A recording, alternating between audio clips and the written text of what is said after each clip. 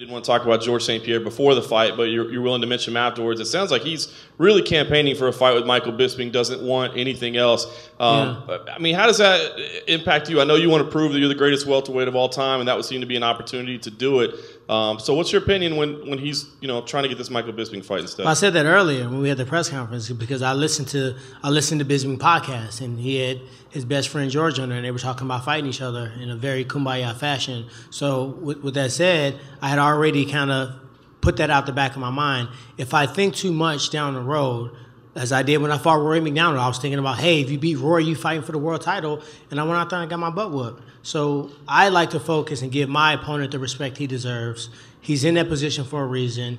I gave him the respect, and now he should have to fight me. If you were the best welterweight of all time, you're going to come back into the sport and go up a weight class. I guarantee you if Damian Maia would have won, he would have been talking about fighting Damian Maia. I guarantee you if Stephen Thompson would have won, he'd have been looking to fight Stephen Thompson.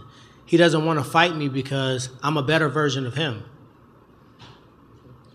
Tyron, apparently Dana White was asked just a few minutes ago whether or not this performance was going to affect the potential GSP fight, to which he replied, absolutely, and he said it means good things for Bisping. If you could give your initial thoughts on that particular quote, and then also, if GSP isn't next, who do you have on your radar next? Did you hear my reply at the press conference when he said I was fighting Bisping? I was fighting GSP next if I won? I said these guys have already been talking about fighting. It's a very it's like Dory the fish. Everybody have a very short-term memory. When was the last time Michael Bisping fought? You know what I mean? Think about it. Like really, I fought 4 world title fights against the number 1 contenders. Has he ever fought a number 1 contender?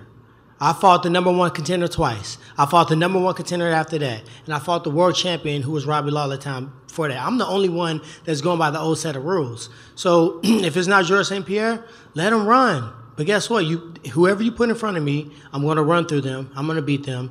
And if he does not fight me, by default, I will be the best welterweight of all times. And finally, more to that point, not to put you on the spot, but on Twitter, BT Sport just said that Dana told them that George is going to fight Bisping next. So what is your reaction to that?